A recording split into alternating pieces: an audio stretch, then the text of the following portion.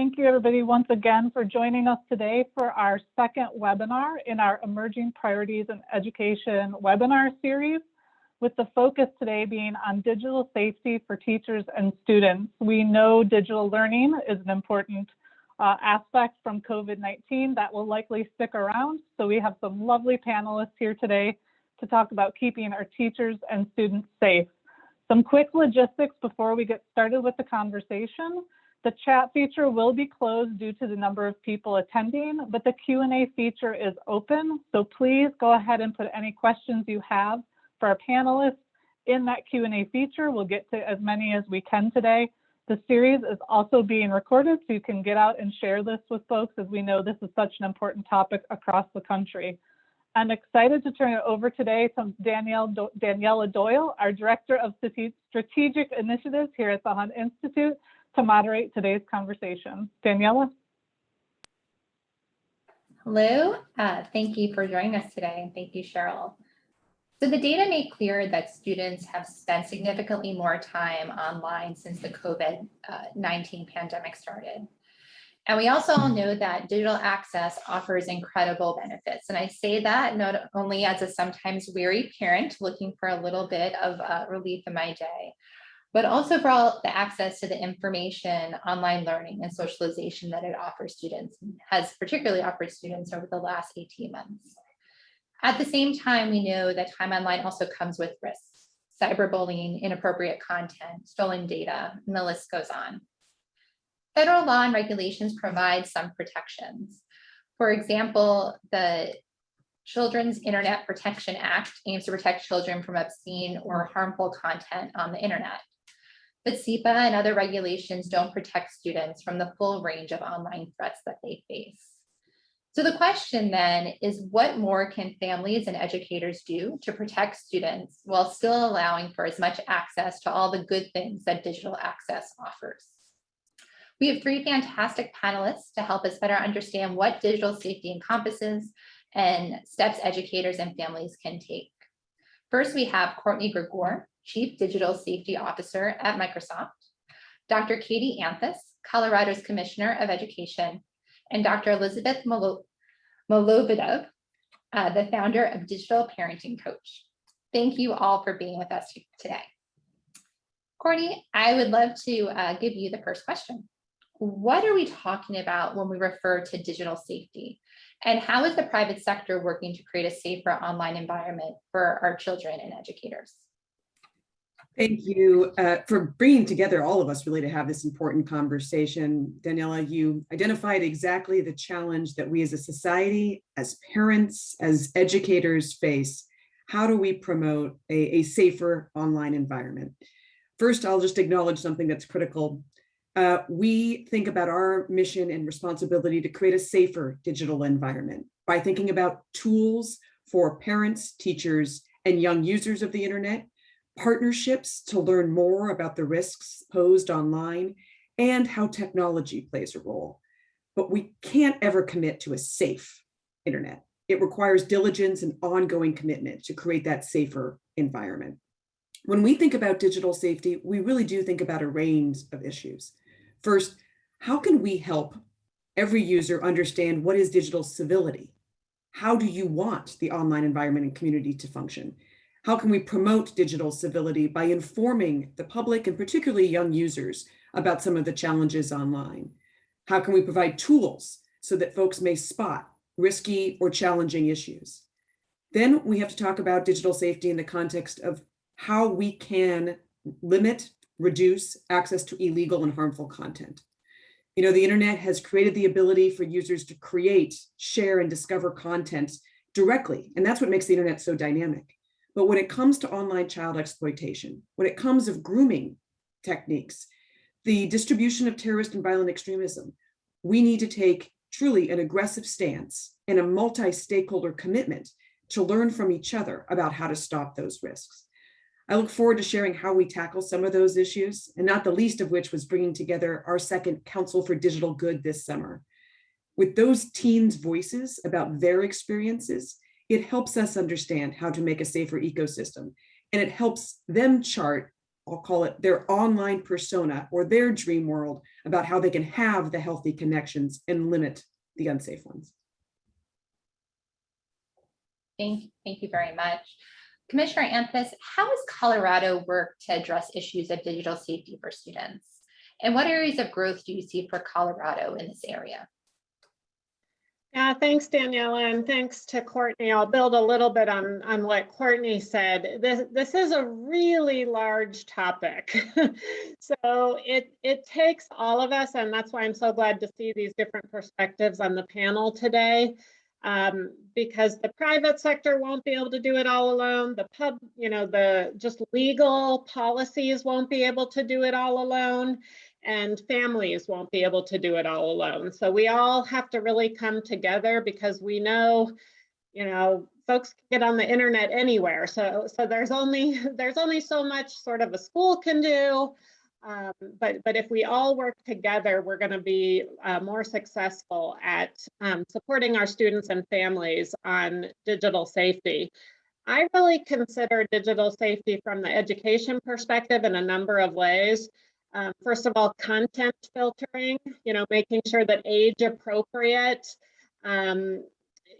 material is shared with our students, and no more than that. Data privacy and protection is another thing that Colorado has taken a huge lead on, and I'll talk a little bit more about that. Then we have the mental, social, and physical health of students that Courtney alluded to a little bit in terms of, digital citizenship and bullying and those sorts of things that happen so much more in our online environment than it used to when I was in school.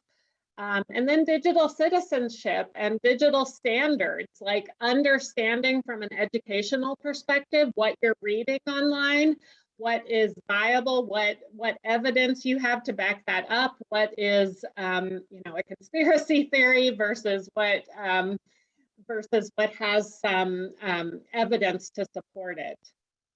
So Colorado has done a number of things from the policy perspective. We do have a comprehensive law focused on internet content filtering that does require our public schools to adopt and enforce reasonable policies of internet safety that will protect children from obtaining harmful material. That law also provides grants to public libraries and school libraries to equip those computers with filtering software and restrict minors from obscene or illegal information. And then it also requires public libraries, in addition to public schools, to adopt those safety requirements. I will say this is not easy. We still deal with this. I still deal with parents who broke through the filtering, or their student broke through the filtering, and come to us. And so, it's not easy to create these blanket situations that prevent 100% of this material getting through. We also, I think Daniela mentioned the SIPA law, the federal law. Our E-rate assistance for schools, we do include kind of criteria that they have to meet in order to get the E-rate discounts. That they must include internet safety policies that include protection measures in order to get those discounts.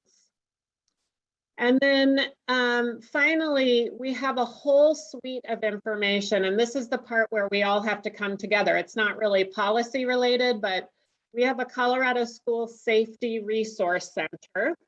And within that Safety Resource Center, we have sort of a digital category. Obviously, we have physical threats in that safety category and all of those things that sadly we have to do as well. But we have we have connections to resources for parents to do training on digital safety, to give them the materials they need to support their students. For teachers, we provide trainings that way. And then for school resource officers, we have trainings in that area. And then lastly, we have a program that I think in other states have since copied, which is great, called Safe to Tell. And it's a totally anonymous tip line that students can use, and it goes directly to both school professionals, but also to law enforcement if needed. If a student, something bad happened, if they feel uncomfortable online, if they, really anything, if they're being bullied online, if they can say this and then they can have an adult step in and connect with them to see how we can support them. So that's some of what Colorado is doing. Thank you. I'm definitely hearing themes too in terms of, there's not 100% solution. It's a matter of trying some different strategies. I'd love to sort of explore that a little bit as we go. But first, I want to ask Dr. Molupatov, through the pandemic, parents and families saw a dramatic increase in the time their children spent learning online. What are some of the best practices for families as their children continue to navigate remote learning? Yes, for sure, for sure. So just if I can also address some of the issues that were mentioned earlier, because I think it's so important for children to have this safe space and to be able to have a helpline that they can reach out to. And I also think that it's important to mention that I'm here based in Paris, France, so I'm in Europe, as well as doing work for the Family Online Safety Institute in the United States. So I'm seeing really both areas here. And I can assure you that both parents in the United States and parents in Europe are facing the same concerns with the pandemic, with remote learning.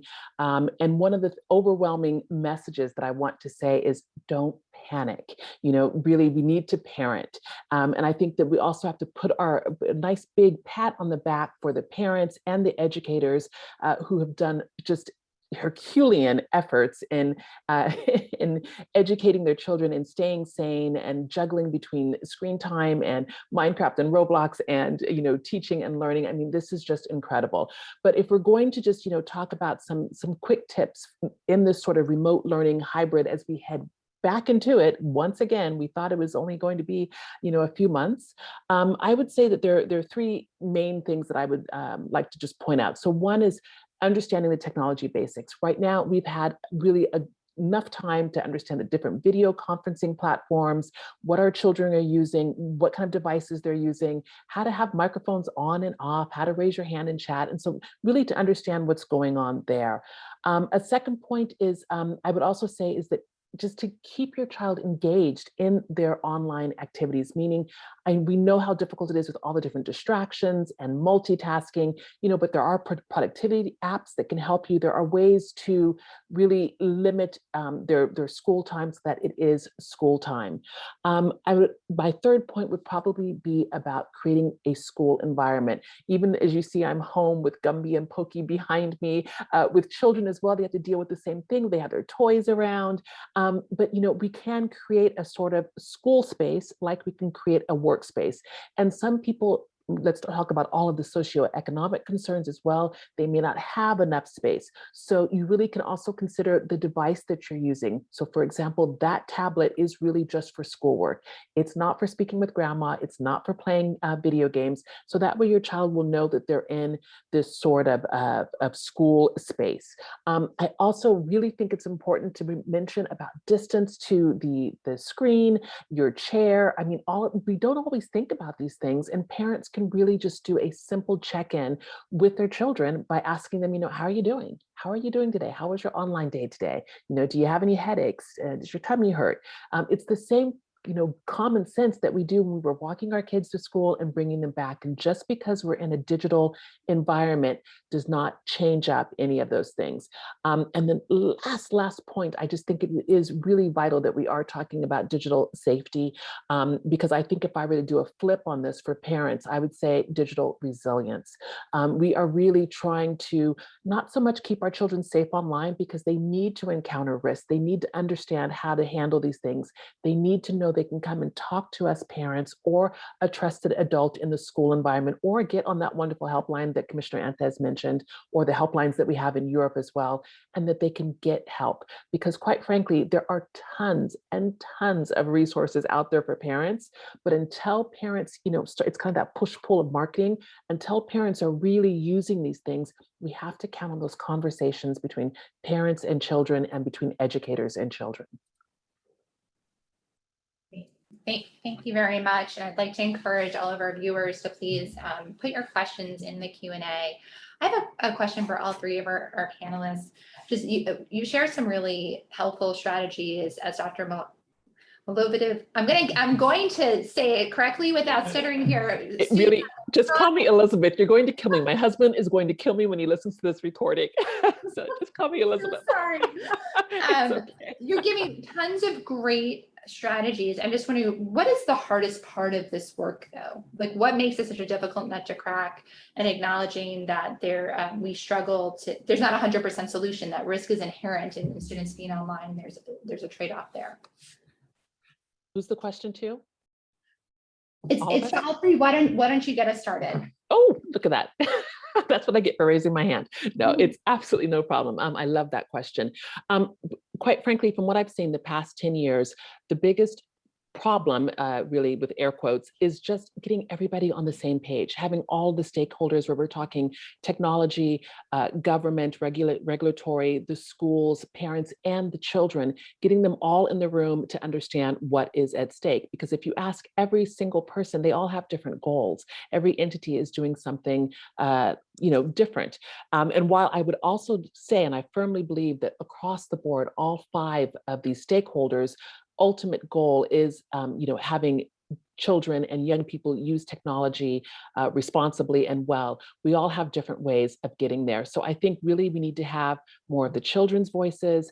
We need to have more of the families who, really, and again, in my experience, they've kind of been on the back burner for a while. And so we need to find a way to actually give them those resources that are easy, that are parent friendly, it's not more work to understand terms and conditions on all the different social media platforms, or even how to set up parental controls.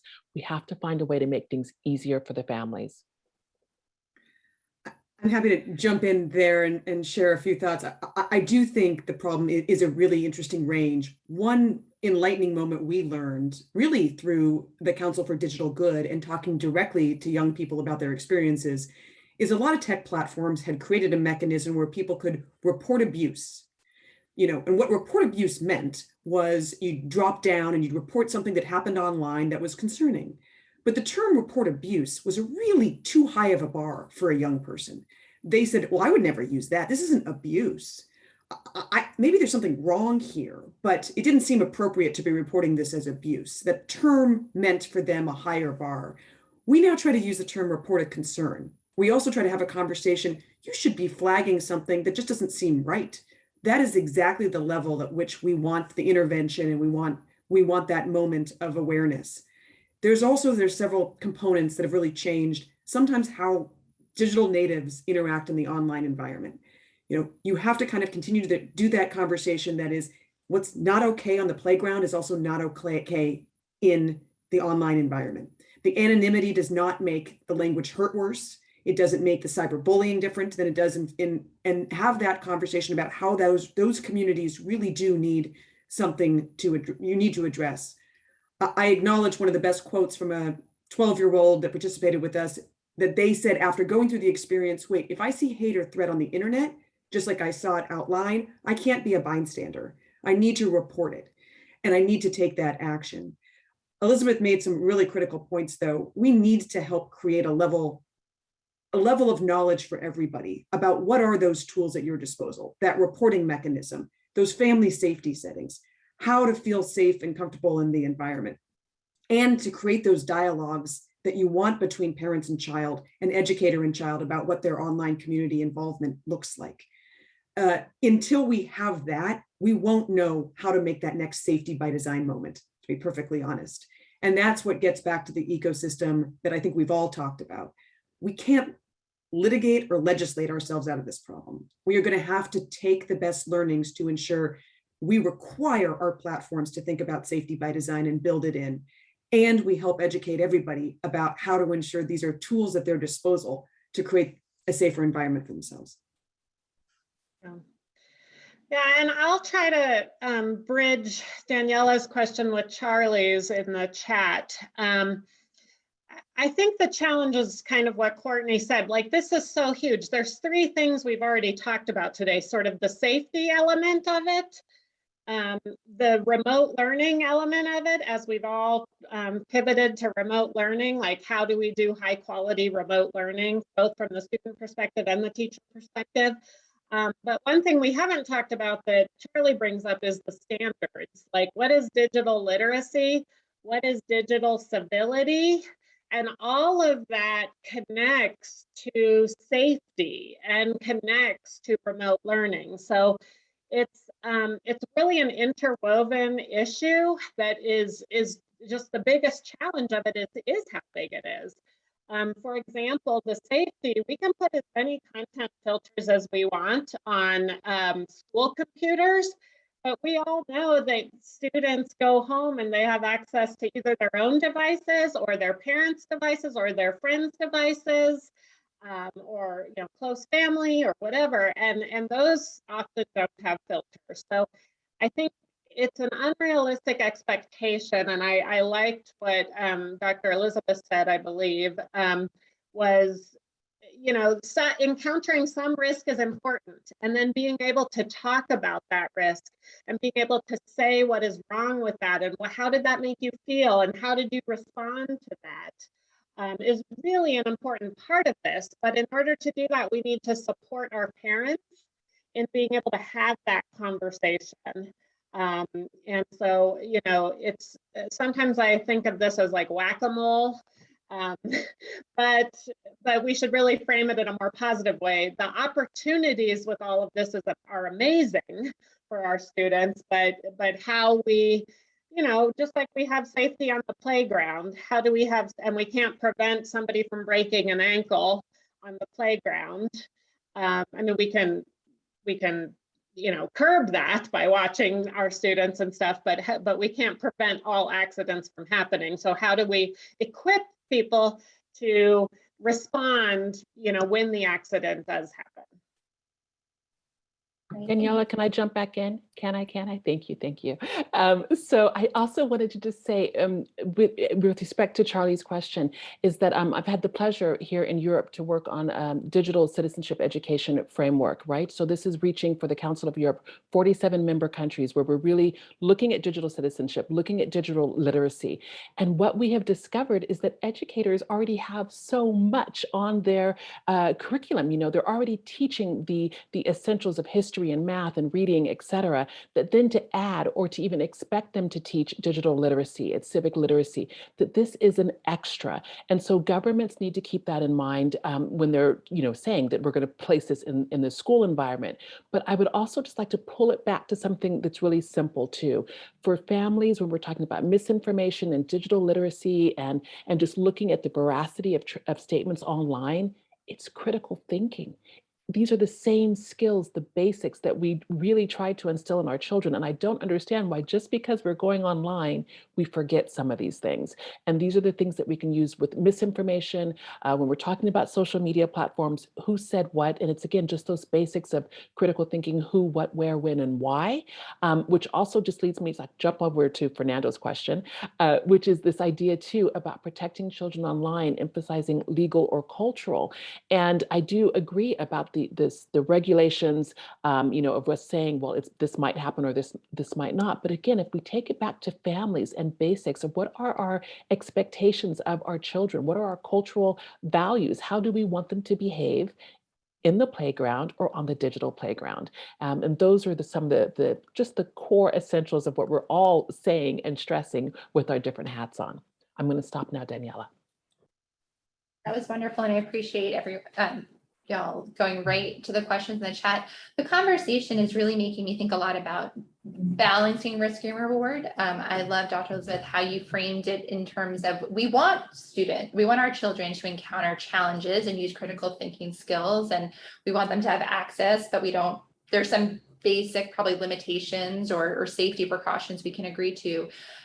Courtney, I'd love to know a little bit about how Microsoft thinks about that and the work that you've done, sort of that balance between opportunity or risk and reward with respect to digital safety and what students get out of different platforms. Yes, no, first I would say, if you think about it from a technology perspective, we are constantly trying to think about what's the risk-based approach to advance safety consistent with our commitments to privacy and security. At a policy level, we know there is a Venn diagram where those overlap, and oftentimes we see regulators creating laws in conflict, whether they become, for example, the European approach on privacy last fall and winter, unless they had taken a step, they would have prevented our ability to scan and detect known imagery of child sexual exploitation and abuse imagery. That balance is something that we need to educate regulators about, and we need to think about in the risk-based nature of how products work.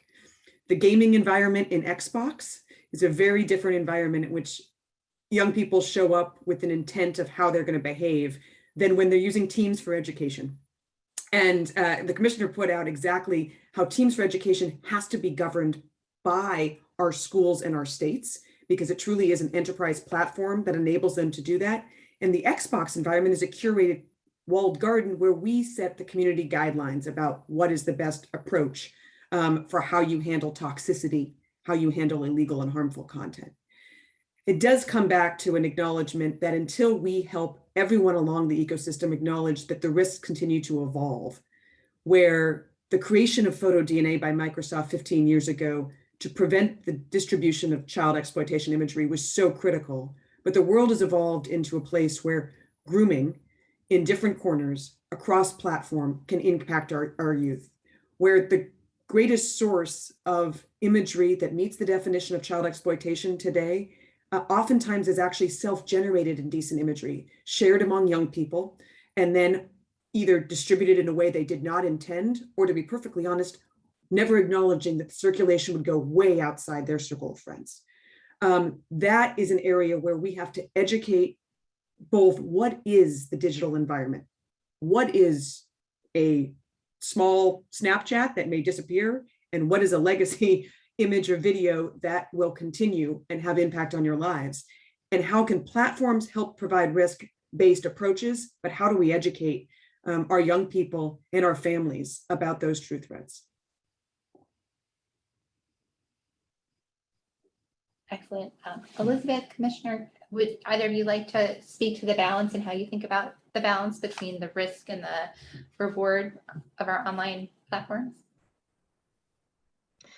Well, I'll just say that we don't want to have a knee-jerk reaction. I liked how Dr. Elizabeth said, like, don't panic.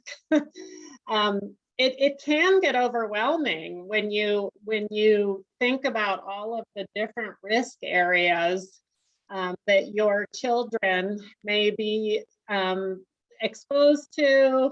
And you're worried about them, you're worried about social media and what they're doing, and if they're being bullied and all of that, if they're accessing inappropriate content. But at the same time, we have to remember the positive of what this has enabled us. I mean, thank goodness we had an infrastructure, not everybody, but thank goodness we had some infrastructure to pivot to remote learning, or else we would have been closed down for schools for a full year. And even though remote learning was bumpy and we had some communities that did not have equal access, this allowed us to get those communities up to speed. I mean, we bought thousands and thousands of laptops for underserved communities, and we got thousands and thousands of Wi-Fi hotspots for our underserved communities that they never had before. And so there really is some amazing things and now some innovative things that are happening. Even though we've talked about remote learning for a long time, this finally pushed us to do it. So in some of our rural communities, they now have access to a high quality physics professor. You know, maybe they didn't have a physics professor in tiny little, you know, remote Colorado before, but now they're like, oh, we've done this. We've done online learning. We can use the physics professor in Boston, and they'll talk to our students. And so there's some amazing, innovative, awesome things that are happening for education, and we don't want to lose sight of that. So we don't want to shut things down. I think Courtney kind of talked about this from the corporate side, but we don't want to shut things down from the education side because we're so scared of the bad stuff that we lose the good stuff. Yeah, I will also jump in. First, Commissioner, I'm moving to Colorado because that sounds really cool. But I have to admit that, I love what you're saying about the access and inclusion, because it's so true that, this has been a great equalizer in some respects. And while we do talk about the digital divide, and we do see these things with ethnic and socioeconomic factors, we're also seeing some sort of leveling up, and which makes me just really, really, of course, very pleased. But again, I would like to stress, we can't forget, there are still a lot who do not have, the bandwidth, the high-speed access, which can also change things. But going back to Daniela's question about this risk and the reward, I mean, I will be the first person to always, scream talking about how wonderful technology is. And there are so many fantastic opportunities out there. And I also think that it's important to stress the idea that, our children can learn and they can thrive, and that we have to keep in perspective the amount of risk and the amount of dangers, and we have to realize what we're seeing in the media, and what are the real numbers. And one of the best ways that I encourage parents to do this is by talking with their children themselves, and asking them again, how are they doing, what's happening with their friends. This is the best way that they can really intervene to understand, because we can all read the headlines, and sit there and say, oh my goodness, what's happening? But until we hear from our own children, our own families, we will not be able to really evaluate the risk and the reward. If Danielle, if you don't mind, I just want to jump.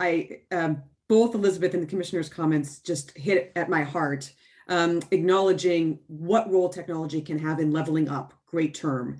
I want to say, just as the commissioner articulated, how we are really happy to see how during this period of time you could start bridging that urban-rural divide for educational opportunities, for social connectivity, for what technology will play in the role for these young people's lives, most likely as to how they educate themselves throughout life, contribute to their professional lives and their social lives.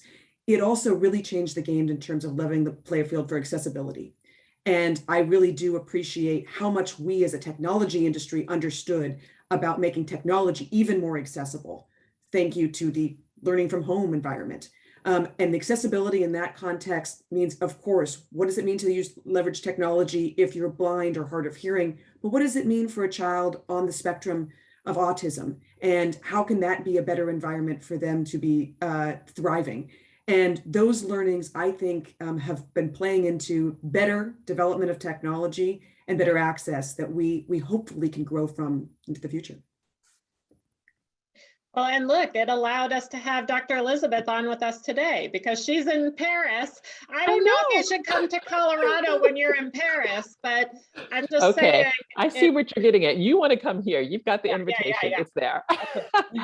Not a problem. Can I also add to that again, Daniela, is that one of the things too that we see with families is just this idea of what is really out there and what's really happening, right? And so if you ask a child, what are the risks or what are the dangers, you're going to hear something different than when you ask a parent. So again, when I talk about the helplines that are here run by the European Commission with the InSafe network, sometimes we get calls from children, and the number one concern is usually cyberbullying. It is not stranger danger. It is not the grooming. It is not all the things that we see on the headlines. It's that same snarky stuff of bullying in the schoolyard. It's just that it's gone with technology and devices. So, like, again, I really think that these types of things are important to consider and to realize and to keep having those conversations. I'm going to keep saying that. Well, and that dovetails beautifully into, I mean, you've touched on this so much already, but this aspect of student voice. I know, Courtney, you brought that up early on in your opening remarks in terms of some work that Microsoft did specifically around teenagers and student voice. I'd just love to hear a little bit more about what that process looked like and what some of the takeaways were from those conversations. Sure. Well, we did our second cohort of our Council for Digital Good in 2021, and we knew it was going to be all virtual.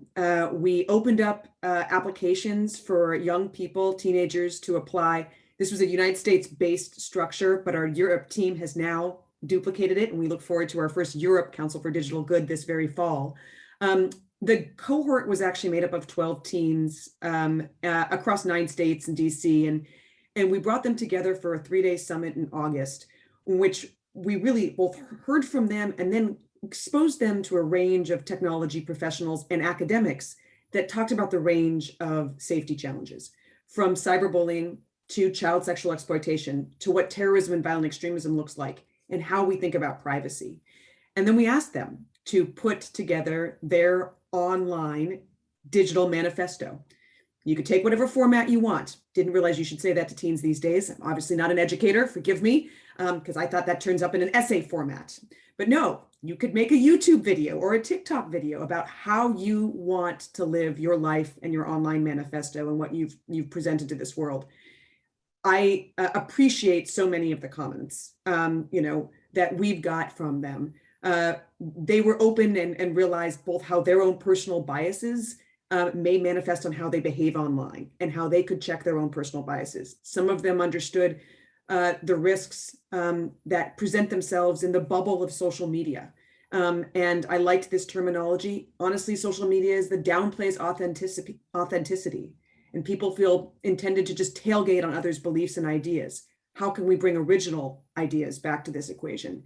I think all of those comments were very helpful. It was exactly the audience that taught us that report abuse was a term that made them turn off talking to technology companies about the concerns they saw online and shut them down, as opposed to bringing in insights that we needed. We have seen from our first cohort, these people go back and be digital ambassadors for their communities, for their schools. And we really do hope to build that ecosystem, but it was a two-way learning street. We wanted them to learn from what we're thinking about and how they could inform us. And then we encourage them to take the Digital Civility Pledge. And it's very simple. The challenge is to live the golden rule, to respect differences, to pause before responding online, and to stand up for oneself and others online. And hopefully that message can continue to share through the community. What we know is sometimes the safety conversation, and I think Elizabeth said this so well, jumps to these headlines today, which are what about content moderation? What are tech platforms doing to remove illegal and harmful content? And we are talking about a spectrum of where safety needs to go.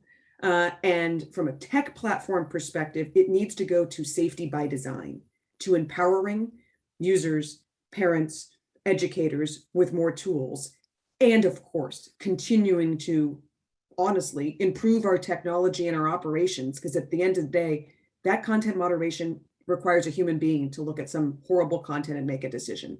We invest there and we invest in those wellness, but you got to invest in the entire spectrum, and nothing better than hearing from young people what their dreams for an online environment would be to help inform how you build that in to products at the front end.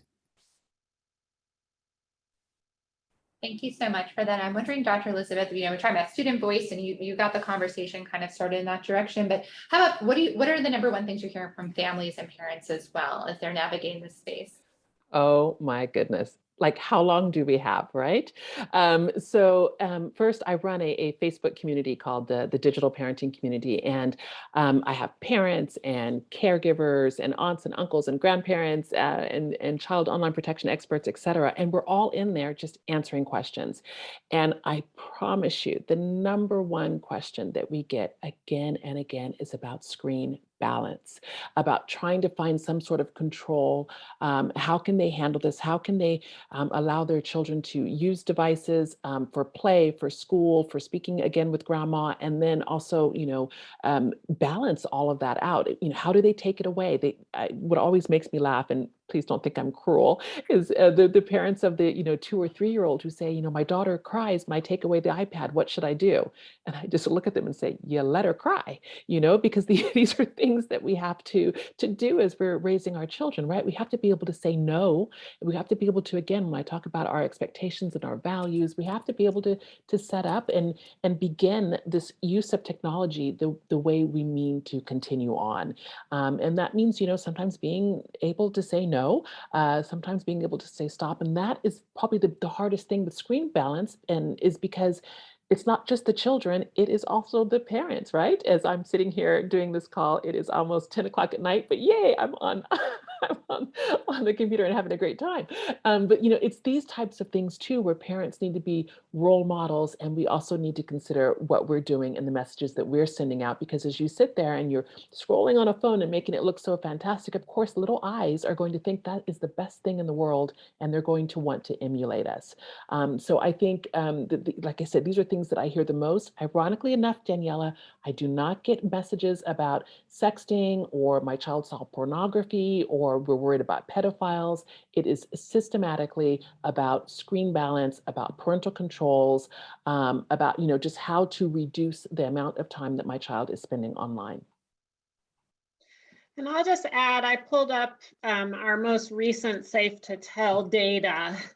And so keeping in mind that this is not Elizabeth's big picture, this is only people who are reporting problems. So you have to keep in mind this is just the problems. But the top 4 tip categories for Safe to Tell was number 1, suicide threats.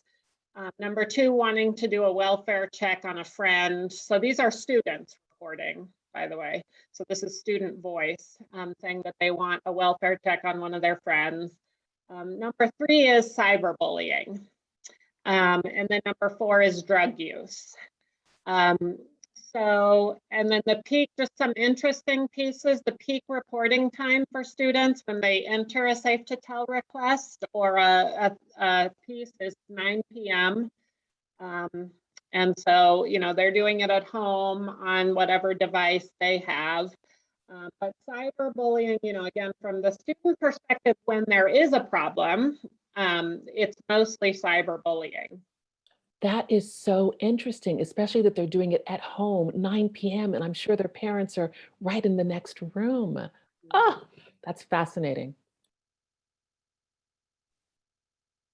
I have a question coming from Cynthia Chappell from Lincoln University, asking, how can we help teachers, especially teacher prep candidates, in developing the skills to support students as they navigate online learning and safety? Commissioner, would you like to respond to that question first?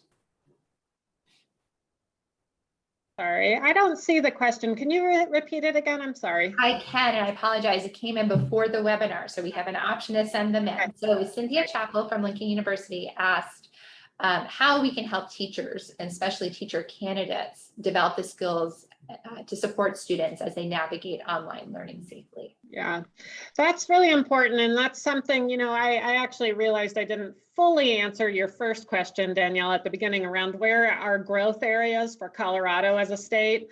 I would say this is a growth area. It connects to what Dr. Elizabeth said, which is that we can't have this be an add-on to what teachers are teaching, because believe me, every legislative session we add on to teachers' plates, and it can't be a linear add-on. So we need to think about digital literacy, digital citizenship, civility, how we do remote learning. We need to embed that into a multidisciplinary approach to how we teach. COVID has definitely put remote learning, I don't think we're ever going back. So we now need to have it as an interdisciplinary type of way we teach. So all teachers should be ready to teach math, science, literacy, all those things in multi-methods. And so I will say we're very behind on that. I would probably say as an education sector as a whole. because really our ed prep programs aren't really doing that right now. So we need to say, how do we develop those skills in everything we're preparing teachers to do? So that it's not, we do talk about critical thinking. So how do you talk about critical thinking within the remote environment? It doesn't have to be a complete add-on. It just has to be a new method. It has to just be a method for how we're doing this. So we have a lot of work to do there, but we do probably need to embed some standards in our ed prep programs about what we expect them to be teaching our teachers. But I know our teachers have come light years just in the last 20 months. They have gone out and they have done their own professional development, and they have worked so hard this last 20 months to get their skills up to speed. But we need to help support them in different ways. Can I use an analogy as to why we should be holding our leaders accountable for investing in technology officers for our school districts, for our state public educations? I don't do my own tech support. I'm a Microsoft employee. I don't do my own digital transformation as to how to change our critical work to advance digital safety. There are teams dedicated to do that here. Yes, when I say to family or friends I work at Microsoft, they think I can give them technical support. I'm like, you probably want a professional for that. How can we not provide that support system to our teachers, particularly how we all responded to the risk rewards? We know providing this early opportunity for students to learn the digital environment in a safe and healthy way will give them advantages in life from a social, emotional, and professional advantage.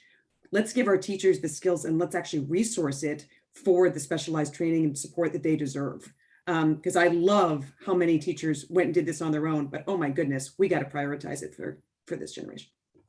Yeah, I was going to say, I completely agree. And I also think that it's so important to not forget the partnership that educators have with families, with parents. I will always be that digital family advocate because I think, and when I go and I speak with parents and I do conferences, I always say, parents, if you can get together to decide the end of the year gift for the teacher, then you can get together and decide about, what app, what time your kids are going to have smartphones, or, how we're going to handle certain things. And so parents can be allies for educators, and they should be. I also really wanted to mention some things that I've seen too in Europe, where again, creative educators are doing things like, in order to teach math and teach averages, taking a smartphone and looking at screen time and having the children do the averages of screen time. I mean, there are ways where we can pull it in, where it's not, going out and digging and being really technical, but again, we have to share those resources once we get them, just as parents have to share with other parents about what's happening.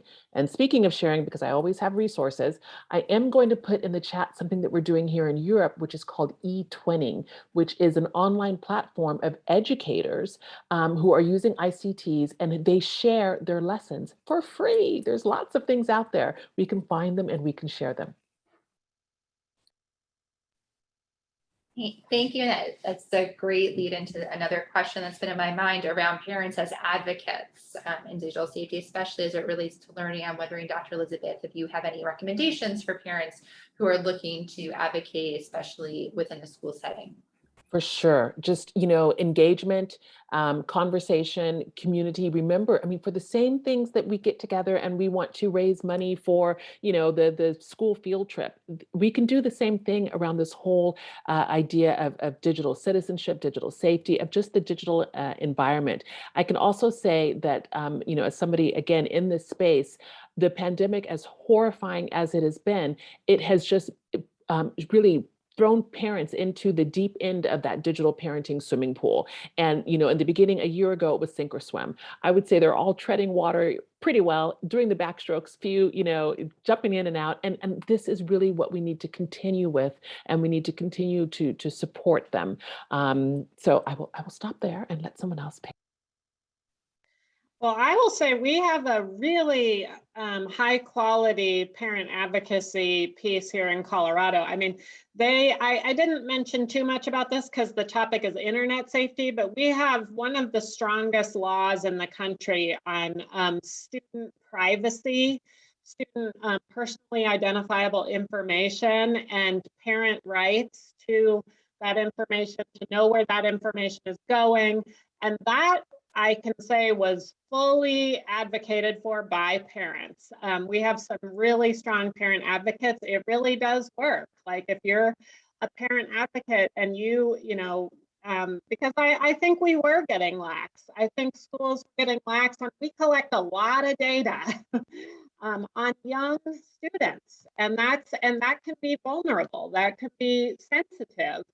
We're having the same conversation now about vaccines and which students are vaccinated, and this is all very sensitive data, health data, and whatnot. And so our parents did have a huge impact in laws that were passed here in Colorado, our student privacy parent group.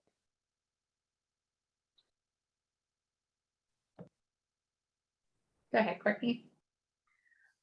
I was potentially, I think honestly, we want the parents to be higher standards for the technology platforms that serve our students too. I mean, that voice is particularly strong throughout Europe and Australia.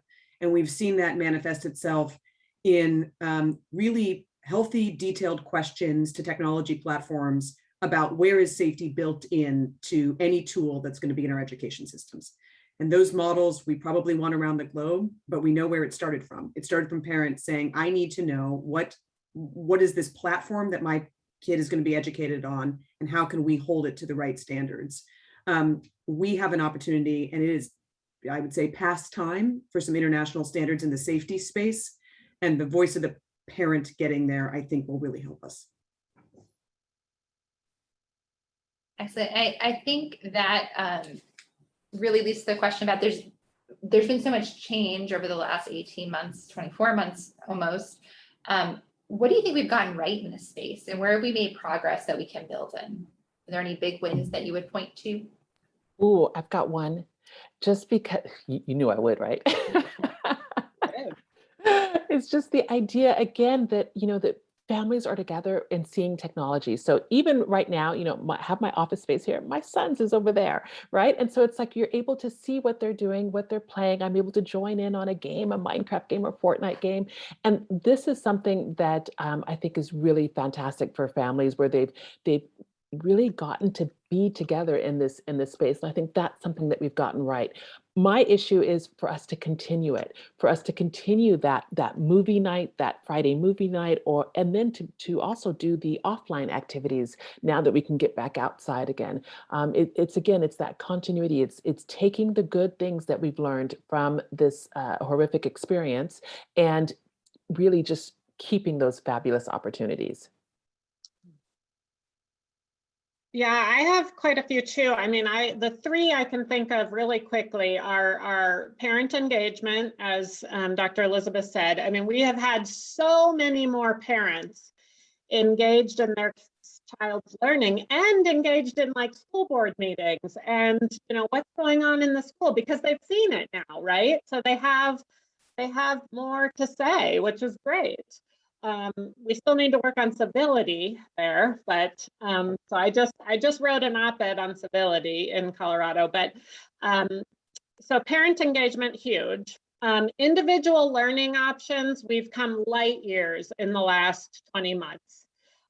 So I have had many focus groups with students, and some of the students are like, no, I thrive. These are older students. I thrive having some independent study at home where I can do some work and do my own learning, or do supplemental courses that I never had access to before, and then some of my learning in person. And so we've been able to individualize student learning much more this last time. And then the last one is what I already mentioned, which is closing digital gaps. We still have way too far to go, and we had way too far to go before this, but we have gotten so many more devices, so many more supports to our at-risk families than we had before. So we have started to close the digital gap. We still have a long way to go. I'll take it slightly different. I endorse all of that, and then would say, I think Commissioner is the one who pointed this out. We get to talk to Elizabeth in Paris right now. The flattening of the world and how that has really helped us better advance critical issues such as safety. In my space, as I'm tackling terrorism and violent extremism, it has meant when there was a horrific event around the world, we are on the phone 15 minutes with the global team that needs to be addressing it. That is healthy in many ways, challenging in others, but it really has created us to have an opportunity to keep those global connections closer. And I think that's real. I mentioned what I think this has done from an accessibility perspective, and I think that's tremendously healthy. I'm one of those parents who now knows more about my two-child learning styles because I was, as Elizabeth said, right next to them, trying to do my day job to the best extent I could. Lastly, I would say the global scrutiny from parents, from educators, from community members on what is a safer online environment has changed what I think is a platform's responsibility to be transparent about how they handle and invest in safety. And that's when I said it's not about legislation, it's not about litigation. You got to hold your tech platforms responsible, because at the end of the day, it's going to have to be about responsibility, not waiting for the law, but thinking about those elements of safety at the beginning. And I look at the community guidelines launched by TikTok or Discord, thinking through safety elements and picking up the phone and calling us, and more tech companies knowing they should join the tech coalition to help fight the challenge of child exploitation. That is really the awareness of the community putting the right pressure. And I'm thankful for that. Thank you so much. So we have time for just one more really closing statement. We have just a few minutes left, but you have on the line here watching the webinar, you have families, you have educators, you have policymakers. What's one takeaway you would like to leave the audience with? Dr. Elizabeth, can you get us started? You know, I'm going to say you've got this. And behind me, it says digital parents rock. And really, they do. Just keep going. Just keep doing it. Don't panic. Parent, you've got this. That's wonderful. Yeah, I would say don't get paralyzed by the fear. I think we're all getting tired of being fearful, and everything on the news is fear, fear, fear. And so it's like this has opened up a world for us, and it can open up some really amazing, innovative things in education that we probably should have been doing a long time ago, but this has pushed us to actually do it and realize we can do it. So don't let the enemy be, or don't let the bad be the enemy of progress and innovation. We can manage these risks. We've managed risks in a lot of other ways before, and just staying engaged helps us do that. I want to echo the "we got this" side of both of those wonderful comments. With one, it's not a word of caution, it's just an encouragement. We have to recognize the speed of light that technology is evolving. The platforms that I use are not the platforms my kids will use, or honestly, 6 months from now, the next generation of children will be using. So it has to be a constant conversation and a constant deeper understanding about what apps are being used, how do those intersect with each other, to understand the evolution of risk so that we can stay on top of this. But I think at the end of the day, that's about communication. And so keeping that channel open and acknowledging the fast innovation of technology makes us better prepared to take care of it. Thank you so much to our panelists for today. It's a great conversation. We apologize if we weren't able to get to your question. Please feel free to tweet it to us and we'll do our best to answer. You can find a recording of this webinar available right after this signs off on our Facebook page, and we'll post a recording on our YouTube channel in the coming days. On your screen, you should see another upcoming webinar. We have several series that span the education continuum, so we truly have something for everyone on our website, and hope to see you again on Zoom very soon. And then finally, you'll receive a survey right after this webinar. If you could please fill it out, we certainly take all the feedback into consideration. Thank you once more to everyone, especially our panelists. Have a fantastic day or evening. Take care.